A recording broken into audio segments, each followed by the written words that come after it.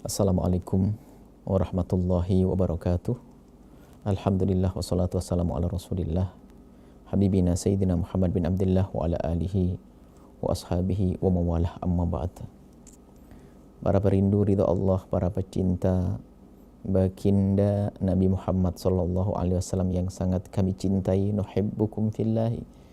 Kami mencintai Anda karena Allah, dan semoga Allah menjauhkan kita dari saling benci, saling dengki, dan dari saling berprasangka buruk.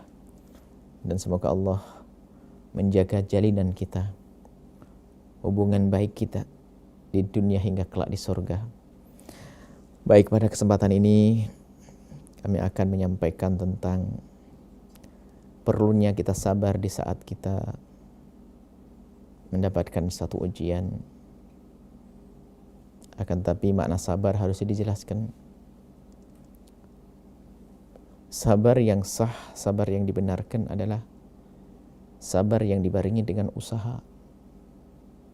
Semoga Anda semua diberi kesehatan, kita sehat. Misalnya, ada orang diberi oleh Allah rasa sakit. Dia akan bersabar. Akan tetapi, di dalam sabarnya, dia tidak pernah berusaha untuk mencari obat. Maka dia melanggar.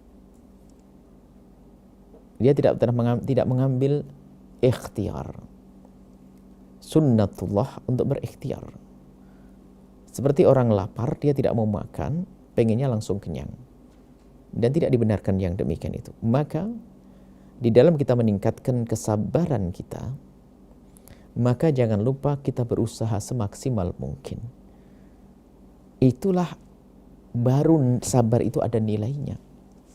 Kalau sabar yang tidak dibarengi dengan usaha, bisa jadi bukan gelarnya sabar lagi. Kelihatannya dia tuh sudah sabar. Akan tapi sesungguhnya dia masuk wilayah baru lagi yang tercela, yaitu wilayah apa? Putus asa. Kelihatannya dia sabar, cuman dia putus asa. Sakit gak berobat, sudahlah gak usah berobat, sabar aja deh. Oh, gak begitu. Berusaha tetap. Maka dengan usaha itu sendiri dia mendapatkan pahala. Sehingga jangan sampai orang itu mengesampingkan, meremehkan urusan usaha. Dan harus usaha itu dibarengi dengan ketabahan, kesabaran di saat diuji oleh Allah Subhanahu wa taala. Dan kalau orang benar, dan kemudian usaha seseorang tidak bertentangan dengan kesabaran, bahkan dengan ketawakalan yang sering disebut oleh sebut tentang ketawakalan. Sabar di saat diuji, menerima bahasa ini dari Allah Subhanahu wa taala. Apakah diuji sakit, atau diuji dengan kekurangan harta, atau diuji dengan kekurangan sanak kerabat dan keluarga. Diuji itu semuanya, maka bersabar dan mengatakan inna lillahi wa inna ilaihi raji'un. Wala nabluwannakum bi syai'in minal khaufi wal ju'i wa naqsi minal amwali was thamarat. Minal khaufi wal ju', rasa takut, lapar, berkurangnya harta. Tapi semuanya ahlillahi ilallah mengucapkan inna lillahi wa inna ilaihi raji'un. Nah, sabar kita ini baru berarti kalau dalam sabar kita dibarengi dengan ikhtiar yang maksimal. Untuk diri, untuk orang lain, untuk siapapun. Dan jangan mudah masuk wilayah putus asa seolah-olah mengatakan Allah tidak mampu, Allah tidak bisa. Suatu ketika ada seorang bapak sepuh yang masuk rumah sakit. Kemudian sang anak ini bukan anak tidak mampu, dia bisa membiayai orang tuanya. Cuman menurut dokter bahwa sang orang tua ini sudah nggak bisa bertahan lama, sehingga kita hanya menunggu waktu saja. Lalu petunjuk dari dokter, pilihannya dua. Satu, dibiarkan begitu saja karena sakitnya sudah lama, dibiarkan begitu saja lalu mengakhiri hidupnya. Atau harus dibantu dengan pemompa nafas. Dibantu dengan pemompa nafas itu. Dan ini enggak menjadikan sembuh menurut hitungan medis. Tapi hanya membantu pernafasan sampai nunggu dicabut nyawanya oleh Allah Subhanahu wa taala. Maka sang anak bertanya kepada kami jawab, Selagi masih mampu membiayai, biarkan.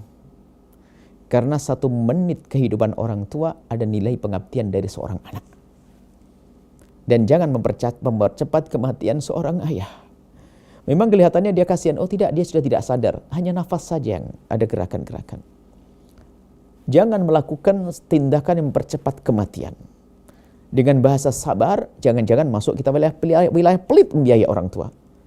Mungkin kita termasuk orang yang kikir, tidak biasa, tidak membiayai orang tua. Biarkan semampu kita.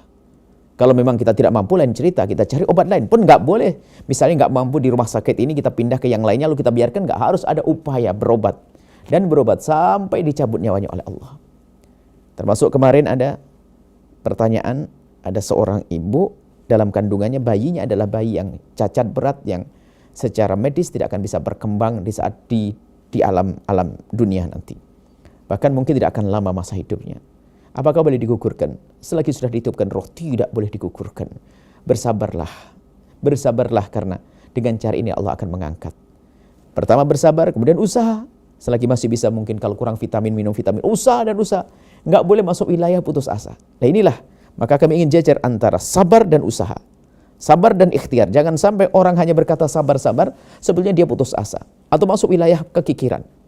Sehingga orang tua tersebut lihat bertambah hari, seminggu ternyata umurnya bertambah seminggu. Dari yang prediktor, kalau dicabut seminggu yang lalu sudah wafat. Cuma dikasih pemompa nafas sehingga bertahan seminggu, lumayan. Seminggu adalah kesempatan untuk seorang anak untuk mengabdi. Disitulah keberkahan Allah berikan. Maka jangan sampai di saat diuji oleh Allah lalu kita langsung masuk wilayah putus asa. Akan tapi bersabarlah, kemudian masuklah wilayah ikhtiar. Berusaha semaksimal mungkin, apalagi ini ikhtiar untuk siapa? Untuk orang-orang yang sangat kita cintai, orang tua kita dan yang lainnya. Atau termasuk untuk diri kita sendiri. Jangan sampai kita ini dengan alasan sabar lalu membiarkan sakit yang dirasa. Mungkin anak, mungkin ibu, mungkin saudara. Biarkan, yang penting sabar saja nak, sabar. Iya, kalau memang dia tidak punya kemampuan untuk berobat. Misalnya dokternya jauh, nggak mungkin dijangkau. Itu hidupnya di tengah hutan atau di kampung yang jauh dari kota-kota. Sehingga mau ke dokter nggak mungkin, dia sabar. Tapi tetap harus usaha. Apapun dia, minta doa kepada orang alim, orang soleh, dan usaha. Nggak boleh hanya berkata sabar dan diam, itu masuk wilayah bunuh diri bisa jadi. Putus asa dan jelek semuanya. Usaha. Ujian apapun, bersabarlah, tapi harus berusaha. Dan tanda ketulusan dalam bersabar, adanya usaha. Tapi usaha saja tanpa diberi dengan kesabaran, itu juga salah. Usaha tanpa diberi kesabaran, maka dalam perjalanan untuk mencari